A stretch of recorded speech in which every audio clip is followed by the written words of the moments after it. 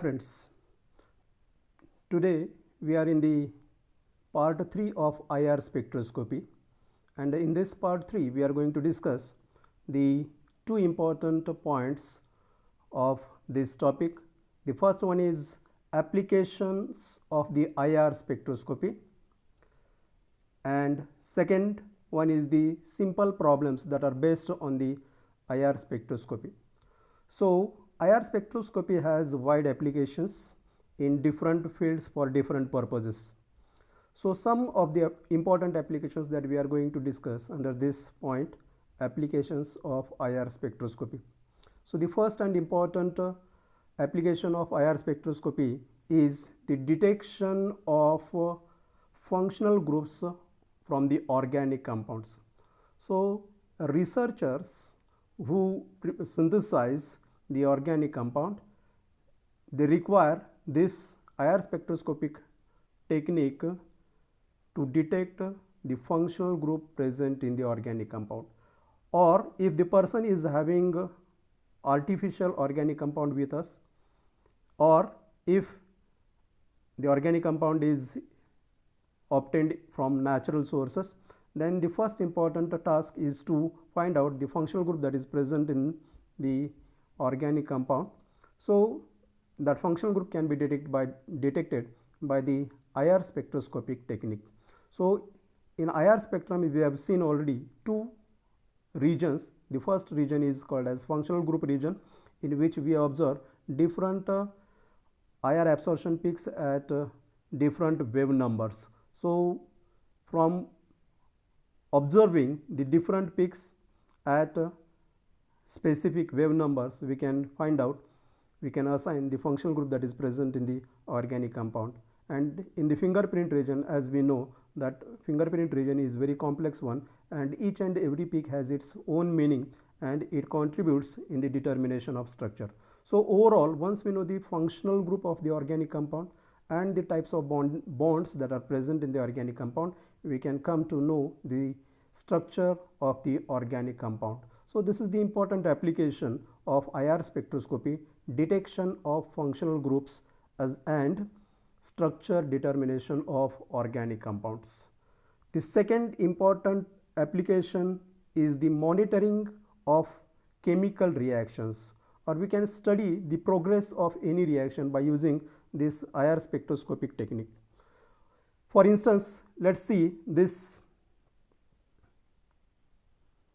chemical transformation in which this cyclohexanone is reduced to the cyclohexanol by proper reducing agent. Now we have to see whether this for this reaction how much time is required, at what temperature this reaction will occur smoothly, what should be the concentration of the reactants as well as the catalyst or the reducing agent used in this chemical transformation. Now for that we can record the IR spectrum of this cyclohexanone before starting the reaction. In that IR spectrum we will observe a prominent peak near about 1700 per centimeter because of this carbonyl group.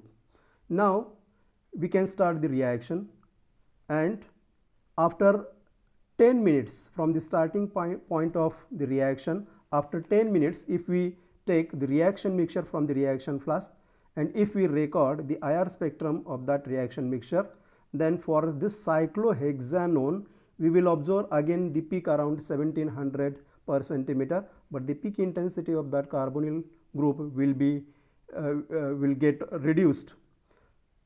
At the same time, due to this OH group, during 10 minutes of that time interval, some cyclohexanone must have been converted into this cyclohexanol.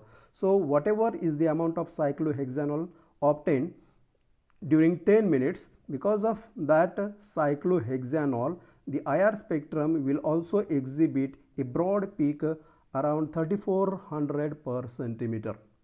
So as time passes, we can take the reaction mixture from the reaction flask and we can record the IR spectra. So after 20 minutes, for instance, after 20 minutes from the starting point of the reaction, again we can pick up the reaction mixture and we can record the IR spectrum of that reaction mixture. Again we will find absorption peak due to this functional group carbonyl, due to this functional group, that is OH group. Here the peak intensity of the carbonyl group will be found to be diminished, as well as the OH group peak will be, the intensity of this OH group will be found to be increased. So in this way, as time passes, this carbonyl group will get chemically transformed into this OH group. In this way, if we take the reaction mixture after 50 minutes, and again if we record the IR spectrum of that reaction mixture, and if we find there is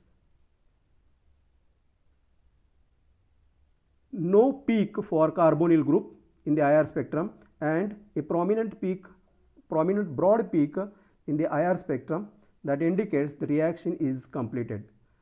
The vanishing of this the carbonyl group peak and generation of a prominent broad peak due to this OH group indicates the reaction is completed. So from this we can say that 50 minutes is the time that is required for this chemical transformation. In this way we can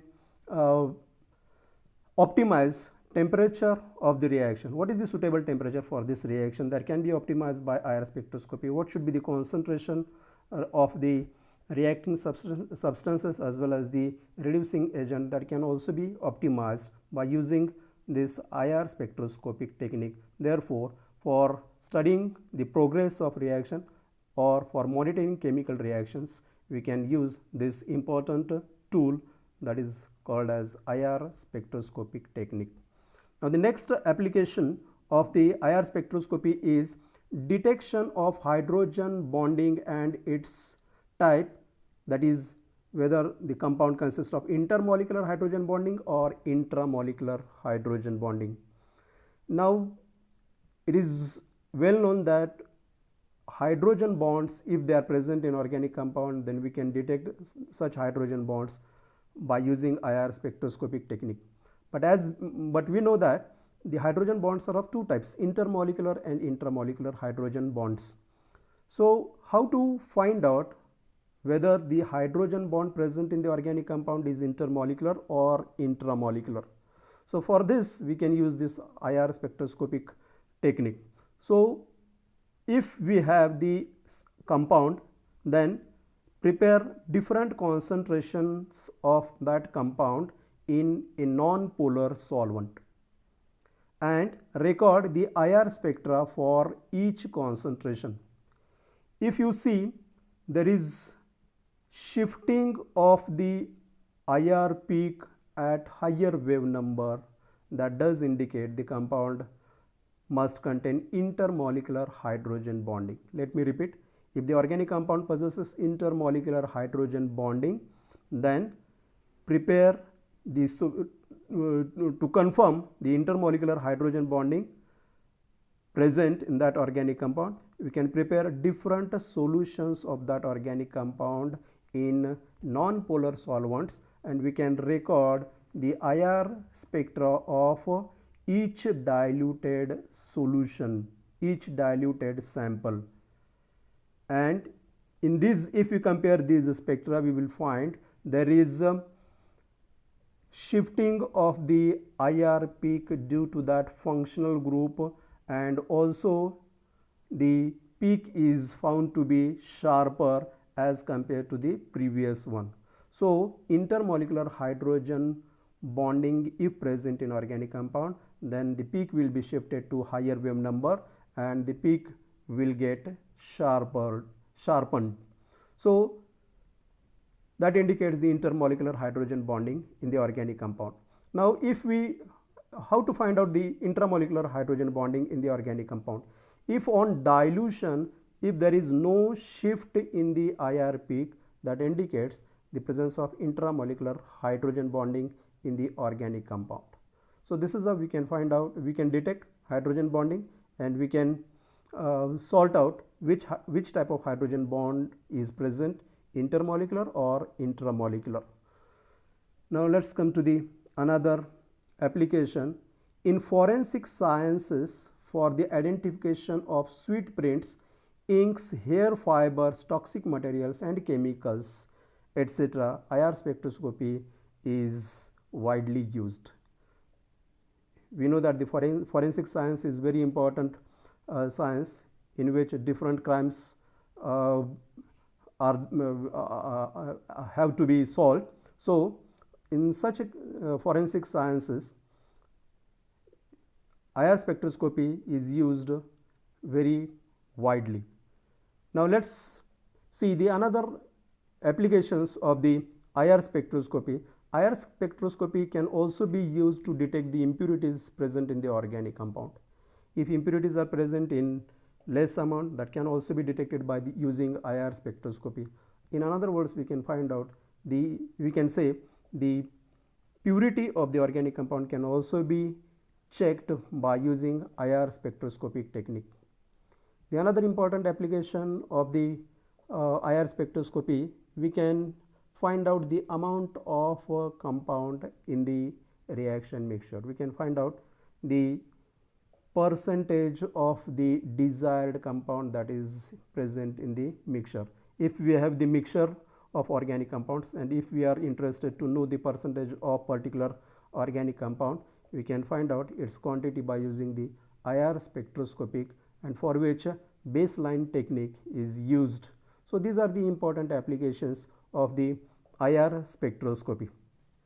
Now let's move to the last part of this topic, that is the problems based on the IR spectroscopy.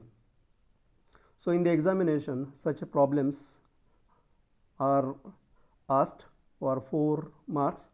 So let's see these problems one by one. Now before going to the discussion of the problems, let me remind you the basics of organic compound. Now what are the basics of organic compounds? Organic compound means the compound which consists of carbon, and don't forget this carbon is tetravalent. This carbon forms only 4 bonds. It is not forming 3 bonds or 5 bonds, but it forms only 4 bonds. So do remember this fact, carbon is tetravalent, and as you know, hydrogen is monovalent, oxygen is divalent, nitrogen is trivalent. So these are the basic things that you should remember while solving the problem based on the IR spectroscopy.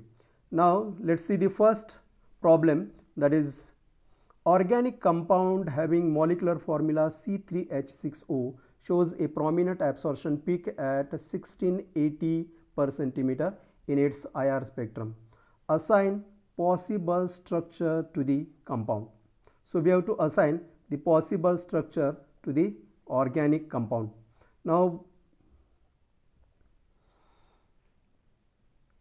the information about this compound that is with us is its molecular formula C3H6O and the IR absorption peak at 1680 per centimeter. So from this information we have to assign the structure for this organic compound. As the molecular formula is C3H6O, it does indicate it consists of 3 carbon atoms. So first we can show 3 carbon atoms which are linked to one another by single bond. Now the partial formula of this unit will be C3, 3 carbon atoms which are bonded with each other by single bond. Now this unit will have the molecular formula C3. If we deduct this C3 formula from this C3H6O, then we have H6O partial molecular formula, means 6 hydrogens and 1 oxygen, that we have to put at proper places in this carbon skeleton so as to get the possible structure of the organic compound. Now along with this molecular formula we have absorption peak value 1680 per centimeter. Now if we remember the carbonyl frequency, IR frequency, then we can come to know that a carbonyl group will exhibits a IR peak at around 1700 per centimeter. So this peak is near to 1700, that indicates one of the carbon among these 3 carbons must be in C double bond O form, means it must be in carbonyl form. So carbonyl group is divalent group. Remember, carbonyl group is divalent group. So that carbonyl carbon must be present in between two carbon atoms. So this middle carbon should be in the form of this carbonyl group. Now we have 6 hydrogens.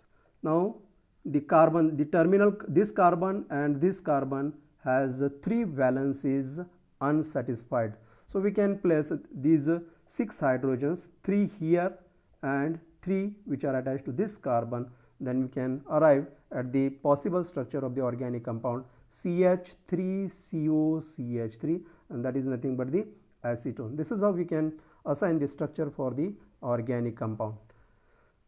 Now let's move to the another problem. Organic compound having molecular formula C2H4O shows prominent absorption peak at 1710 per centimeter and 2740 per centimeter in its IR spectrum. Assign possible structure to the compound.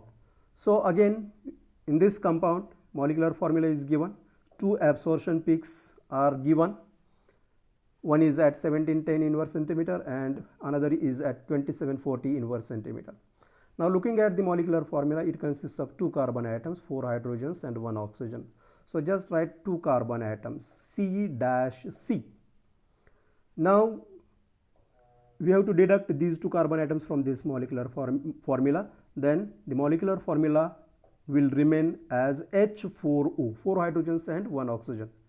Now to these 2 carbon atoms, if we link 4 hydrogens and 1 oxygen in proper form, then we can have the possible structure for this organic compound.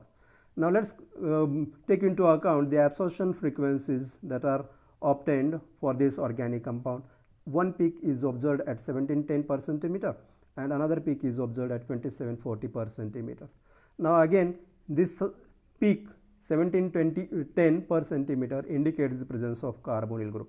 Now what about this 2740 per centimeter? Now no doubt this 1710 per centimeter peak is because of carbonyl group. So remember friends, the carbonyl group is present in different organic compounds. That may be ketone, that may be aldehyde, that may be amide, acid, ester, acyl chlorides, etc. So we have to find out what is the exact functional form of that carbonyl group. So no doubt this carbonyl group is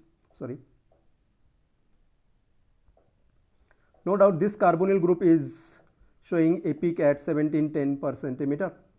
That indicates carbonyl group is present. In addition to this, 2740 per centimeter peak indicates the presence of aldehydic carbonyl group, and this peak 2740 per centimeter is because of aldehydic CH bond. This CH bond shows a peak at 2740 per centimeter. So remember, just don't go over this carbonyl group and assign this, you will assign the structure, ketone structure for the compound.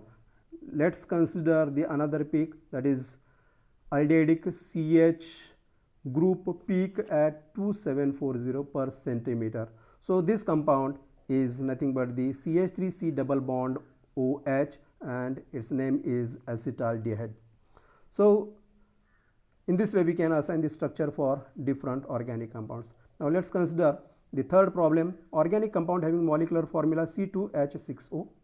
It shows a broad absorption peak at 3350 per centimeter in its IR spectrum. Assign the possible structure for the organic compound. Now molecular formula is C2H6O. Absorption peak is observed at broad absorption peak. Remember, this description is very important. Broad absorption peak is observed at 3350 per centimeter. We have to assign the structure for the organic compound. So again here 2 carbon atoms, we can write 2 carbon atoms which are linked to each other by single bond. Now 6 hydrogens and 1 oxygen. We have to decide the functional form of 6 hydrogens and 1 oxygen. So here we before assigning the functional form of 6 hydrogens and 1 oxygen, we can take into account the broad absorption peak which is observed at 3350 inverse centimeter. So if you go through the IR frequencies of functional groups, you will find broad absorption peak in the range of 3200 to 3400 per centimeter is because of OH group. So as this peak is in the range of 3200 to 3400 per centimeter, it indicates the presence of OH group. Now OH group is present at the end of the carbon chain. As it is monovalent, it should be present at the end of the carbon chain. Now we have shown this OH group which is linked to this carbon, second carbon. Now just looking at the remained valences of this carbon and this carbon, we can place 3 hydrogens here and 2 hydrogens here so as to get the structure CH3CH2OH, that is ethanol. The last representative problem is organic compound having molecular formula C2H3N shows a prominent absorption peak at 20 to 40 per centimeter in its IR spectrum. Assign possible structure to the compound. Again 2 carbon atoms and 3 hydrogens and 1 nitrogen is present in the molecular formula. We can write 2 carbon atoms which are linked to each other by a single bond. Now let's take into account the IR absorption peak that is observed at 20 to 40 per centimeter.